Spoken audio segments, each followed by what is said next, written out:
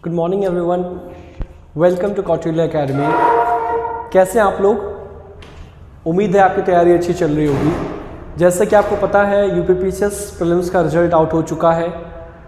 जो बच्चे मेंस के लिए क्वालिफाइड हैं उनको lots of congratulations from our side, और जो बच्चे नहीं क्वालिफाई कर पाए हैं उनको मन दुखी करने की आवश्यकता नहीं है। आप निरंतर प्रयास में लगे रहिए। This examination is not lesser than a marathon. ये एक कंसिस्टेंसी से अचीव होने वाला एग्जामिनेशन है, तो कीप ऑन डूइंग इट।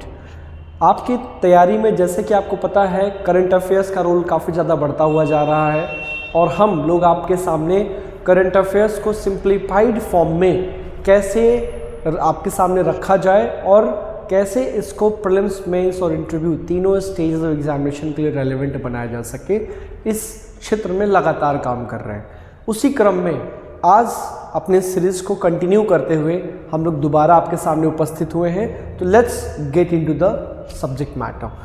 सबसे पहले हम लोग बात करेंगे आज के करंट इश्यूज़ को लेके। जस्ट अ मिनट, ठीक है। तो हम लोग बात करेंगे सबसे पहले आज के current affairs daily news analysis में। Just a minute, okay. GS paper 1 में हम लोग बात करेंगे अमीर खुसरो के बारे में। अमीर खुसरो एक जो है कोर्ट पोएट थे। दिल्ली सल्तनत के टाइम पीरियड में आपने सुना होगा कि हिस्ट्री के कॉन्टेक्स्ट में कैसे रेलेवेंट हो गए, इसके बारे में पता करने की कोशिश करते हैं। अगर आप देखेंगे तो हिस्टोरिकल कॉन्टेक्स्ट में कौन सा कॉन्टेक्स्ट है जिसके वजह से ये हिस्टोरिकल फिगर करंट इवेंट में आ गए हैं, वो ये है कि प्राइम मिनिस्टर मोदी ने 25th जहान खुसरो फेस्टिवल को डिस्क्राइब किया हुआ है, जहां पे उन्होंने इस फेस्टिवल को fragrance of the soil of Hindustan का नाम दिया है। 25वें जहान खुसरो महोत्सव में प्रधानमंत्री मोदी ने इस महोत्सव को हिंदुस्तान की मिट्टी की खुशबू वाला बताया। जहान खुसरो क्या है? 3 दिन का फेस्टिवल है। 3 दिन का फेस्टिवल है जिसमें भारत समेत दुनिया भर के कई राष्ट्रों से ढेर सारे कलाकार आते हैं और अमीर खुसरो की विरासत को सेलिब्रेट करने की कोशिश करते हैं।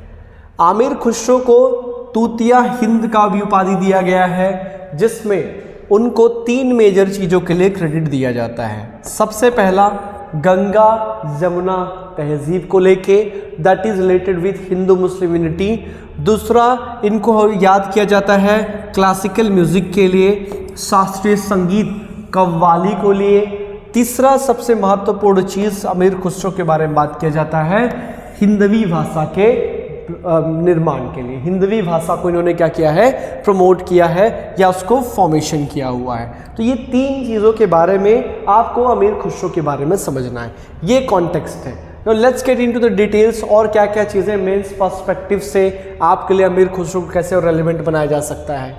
अगर अमीर खुसरो के बारे में बात करेंगे तो अमीर खुसरो के बारे में कहा जाता है ये Patiyali, that is Etah in the Uttar Pradesh, इनका जन्म स्थली है। लेकिन आपको ध्यान रखना है, इसके बारे में अमीर खुसरो ने स्वतः खुद से किसी भी ऐसे सोर्स में उल्लेख नहीं किया हुआ है। Amir Khusro have never himself mention the name of this place called Patiyali in his own writing. Second, Amir Khusro एक प्रोफेशनल पोएट 20 साल के एज में बन चुके थे। तब से लेके ये अपने डेथ पीरियड तक लगभग डेथ और जो है ये कोर्टियर पोएट के रूप में बने रहे। इनिशियली इन्होंने प्रिंस के साथ, कई सारे राजकुमारों के साथ, फिर कई सारे नॉबल्स के साथ, और आखिरी में कई सारे बड़े बड़े सुल्तानों के साथ इन्होंने काम किया हुआ है। अगर इनके बारे में बात करेंगे तो इनको भारतीय तुर्क भी कहा जाता है। इनको भारतीय तुर्क भी कहा जाता है, और दैट इज इंडियन तुर्क। दैट इज इंडियन तुर्क। क्यों ऐसा क्यों कहा जाता है? क्योंकि ये एक वैसे व्यक्ति थे जिन्होंने इस्लामिक कल्चर को इंडियनाइज कराने में और इस्लाम और भारतीय संस्कृति को पास लाने में एक बड़ा योगदान दिया हुआ है। अगर इनके बारे में और आप जानना चाहेंगे तो आप देखेंगे मिडेवल एरा के इस्लामिक कल्चर को इन्होंने कविता के माध्यम से और आसान सुमधुर तरीका से समाज में उल्लेख कर दिया है। कोर्ट पोइट्स, उस दौरान कोर्ट पोइट बनने के क्या फ़ायदे हुआ करते थे? अगर आप देखेंगे तो कोर्ट पोइट्स को काफ़ी ज़्यादा पैट्रनेज मिला करता था। आज के जैसे कोई पब्लिकेशन हाउस या फिर किसी प्रकार का रॉयल्टी का प्रावधान उस दौरान नहीं था। कोर्ट पोइट्स के बीच में काफ़ी ज़्यादा कंपटीशन हुआ करता था और ये राजा के बारे में ढेर सारी तारीफ करते दौरान खूब सारी चीज़ें लिखते थे। राजा जिनके शब्दों से काफ़ी ज़्यादा प्रभावित होते थे उन लोगों को गिफ्ट्स दिया करते थे, पैसे दिया करते थे, ज्वेलरीज दिया करते थे, है ना, गोल्ड कॉइन्स वगैरह प्रीशियस मेटल्स दिया करते थे। तो हमको ये सब चीज़ें देखने को मिला है। That is not a new, हम लोगों ने एंशिएंट इंडिया में भी इसके बारे में पढ़ा है। ठीक, तो लेट्स गेट इनटू इट। अगर खुसरो के बारे में बात करेंगे तो खुसरो ने लगभग 5 महत्वपूर्ण दिल्ली सुल्तान के साथ काम किया हुआ है। सबसे पहले आप देखोगे मोइजुद्दीन कैकुबाद, ये स्लेव डायनेस्टी से बिलोंग करते थे। ये कोई बहुत ज़्यादा सिग्निफिकेंट या बहुत ज़्यादा महत्वपूर्ण सुल्तान नहीं है। ठीक है, बाकी के बारे में अगर बात करेंगे अलाउद्दीन खिलजी और जलालुद्दीन खिलजी, ये महत्वपूर्ण लोग हैं जिनके बारे में आप देखोगे कि लगभग, और ये कुतुबुद्दीन मुबारक शाह, ये देखोगे तो ये खिलजी डायनेस्टी के साथ भी इन्होंने काम किया हुआ है। और खिलजी डायनेस्टी के साथ साथ आखिरी में इन्होंने तुगलक डायनेस्टी के साथ भी काम किया हुआ है। गियासुद्दीन तुगलक, है ना, तुगलक। तो 3 major dynasties, that is slave dynasty, Khilji dynasty और तुगलक डायनेस्टी, इन तीनों डायनेस्टी के साथ भी इन्होंने काम किया हुआ है। और लगभग इनका अगर देखेंगे कितना समय इन्होंने काम किया हुआ है तो लगभग 5 डिकेड, है ना, 5 दशक तक इन्होंने अपने काम को आगे रखा। इनका जो लिखने का लैंग्वेज हुआ करता था वो हुआ करता था पर्शियन भाषा, और धीरे धीरे आने वाले समय में इन्होंने हिंदवी भाषा में भी अपने कविताओं को लिखा है। इसका मतलब क्या है, आपको यहाँ एक चीज़ और समझना है। बेसिक्स में, हिस्टोरिकल बेसिक्स में अगर चलेंगे तो हम लोग बात करेंगे इस्लाम का उदय भले ही अरब से हुआ है, लेकिन इस्लाम के प्रचार प्रसार में पर्शियन लैंग्वेज का बहुत बड़ा योगदान है। इसीलिए आप देखेंगे कि चाहे दिल्ली सल्तनत का काल हो या फिर मुगल काल हो, दोनों समय में ऑफिशियल लैंग्वेज पर्शियन लैंग्वेज हुआ करता था। कहीं 1837 के बाद जाके ब्रिटिशर्स ने पर्शियन लैंग्वेज को इंग्लिश के साथ रिप्लेस करने की कोशिश की। ठीक, उसके बाद अगर बात करेंगे थोड़ा सा और, तो सुल्तान जलालुद्दीन खिलजी ने इनको आमिर का टाइटल दिया हुआ था।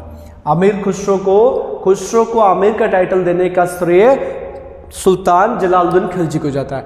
आमिर का मतलब क्या होता है, ये एक्चुअली में मिलिट्री पोस्ट हुआ करते थे। ये सब मिलिट्री पोस्ट हुआ करते थे जो आपको समझना, जैसे आमिर आला, खाने खानन, ये जितना भी आप सरनेम जो आज के समय पे देखते हो, उस दौरान ये मिलिट्री टाइटल्स हुआ करते थे। मिलिट्री टाइटल्स क्यों दिया जाता था? देखिए, मिडाइवल एज में एक एज ऑफ वॉर, एक एज ऑफ मिलिट्री एग्रेशन हुआ करता था, जिसमें लगातार कहीं ना कहीं युद्ध क्षेत्र में हर किंगडम के लोग शामिल रहते थे। तो civil and military responsibility, civil and military functions लगभग एडमिनिस्ट्रेटिव मशीनरी के हर व्यक्ति को लेना होता था, राइट। तो इसी क्रम में आप इसके बारे में देखेंगे। हिस्टोरियन जियाउद्दीन बर्नी ने, है ना, तारीख़ फिरोज शाही में जलालुद्दीन खिलजी के बारे में बताया है, कैसे जलालुद्दीन ने खुसरो को बड़े, है ना, ऊंचे ओहदे पे रख रखा था, कैसे खुसरो के पास कोर्ट में, है ना, कुरान रखने की जिम्मेदारी दी गई थी। तो यहाँ से पता चलता है कि आमिर खुसरो का महत्ता कितना बड़ा था। आमिर खुसरो चिश्ती संत निज़ामुद्दीन औलिया के शिष्य थे। इनका रिलेशन निज़ामुद्दीन औलिया के साथ था। यहाँ उन्होंने एक बार अपने नज़दीकी को बयान करते हुए कहा था कि खुसरो मेरे जितने भी सीक्रेट्स हैं, उन सबको रखते हैं, मैं जन्नत में खुशरो के बिना नहीं जा सकता। और भगवान का इस तरीके से इन्होंने इस बात को बोला होगा कि दोनों के मौत के बीच में ज़्यादा महीने का अंतर नहीं था। लगभग 1335 में आप देखोगे कुछ महीनों के अंदर दोनों लोगों की मृत्यु हो गई थी, है ना। इसको सुनते हुए खुशरो ने बोला था कि beauty slips on the bed, her hair across a face, come Khusro let's go home, night has set over this place, है ना। ये कहानी बताई गई थी। खुशरो के बारे में अगर बात करेंगे तो कुछ और भी बातें हैं, जैसे अ टाइमलेस पॉइंट कहा जाता है ना। इवन 700 years after death, अमीर Khusro lyrical beauty, wordplay and diverse themes continue to captivate his audiences। उनकी कही गई बातें, उनके लिखे गए शब्द, उनके द्वारा गाए गए गाने आज भी काफ़ी ज़्यादा रेलेवेंट है ना। उनकी लिखी गई चीज़ें आज भी गंगा जमुनी तहजीब को दर्शाता है।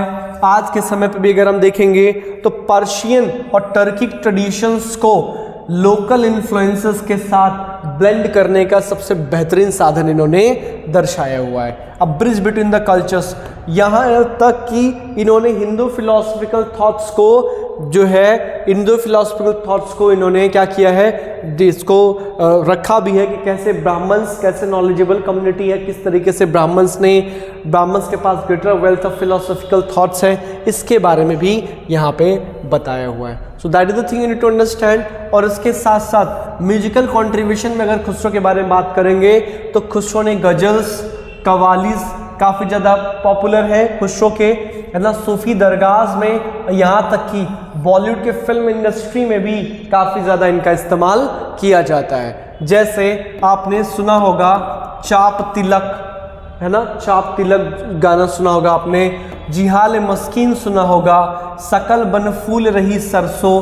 ये 2-3 सॉन्ग्स अगर आप सुनोगे तो ये 2-3 सॉन्ग्स ये स्पेशली खुशरो को क्रेडिट दिया जाता है। इनको कई दर्जन राग इन्वेंट करने के लिए भी इनको क्रेडिट किया जाता है। नॉट ओनली दैट, इनको ख्याल म्यूजिक को इन्वेंट करने का भी क्रेडिट मिलता है, एक इमेजिनरी म्यूजिक। इसके साथ साथ 2 म्यूजिकल इंस्ट्रूमेंट्स के लिए भी इनको क्रेडिट किया जाता है, सितार और तबला के लिए, है ना। इसके एविडेंसेस बड़े लिमिटेड हैं, बहुत लिमिटेड वे में इसके एविडेंसेस हमको मिले हैं, लेकिन ये दोनों चीज़ें भी आपको ध्यान देना है। तो ओवरऑल अगर आप इनके बारे में ध्यान देंगे तो ओवरऑल खुशरो एक बड़े पॉलिटिकल, एक बड़े लिटरेरी फिगर्स हैं जिन्होंने इंडियन आर्ट एंड कल्चर को और ज़्यादा इनरिच और ज़्यादा वैल्यूएबल बनाने में मदद किया हुआ है।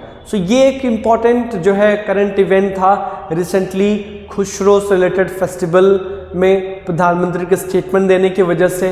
और ये आपका जीएस पेपर फर्स्ट के लिए काफ़ी महत्वपूर्ण सेगमेंट है। जैसे कि आप लोग लगातार देख रहे हैं 2040 ऑनवर्ड्स हिंदू हिस्टोरियोग्राफी क्वेश्चंस लगातार पूछे जा रहे थे, क्योंकि उसका एक संकेत ये कह सकते हैं शायद ऐसा रहा होगा कि राइटिस्ट मेजॉरिटी गवर्नमेंट थी। अभी रिसेंट इलेक्शंस में आपने देखा होगा 2024 में, है ना, मेजॉरिटी का मार्क सिंगल मेजॉरिटी पार्टी के रूप में मिस कर गई है। अभी सेंस ऑफ कोलिशन गवर्नमेंट है, तो उस चीज़ को समझने के लिए शायद कुछ सेक्युलर फिगर्स को यूपीएससी पिक कर सकती है ट्रेंड को बदलने के लिए। तो आपको अच्छे तरीके से ऐसे फिगर्स को समझते रहना है और आप अपनी तैयारी को जारी रखते रहिए। आज के लिए इतना ही। कल फिर एक नए सेगमेंट के साथ आपके सामने हम लोग दोबारा से उपस्थित होंगे। आप लोग इन पॉलिटिकल फिगर्स को, इन लिटरेरी फिगर्स को अच्छे तरीके से समझते रहिए, पढ़ते रहिए। Till then, thank you, bye bye.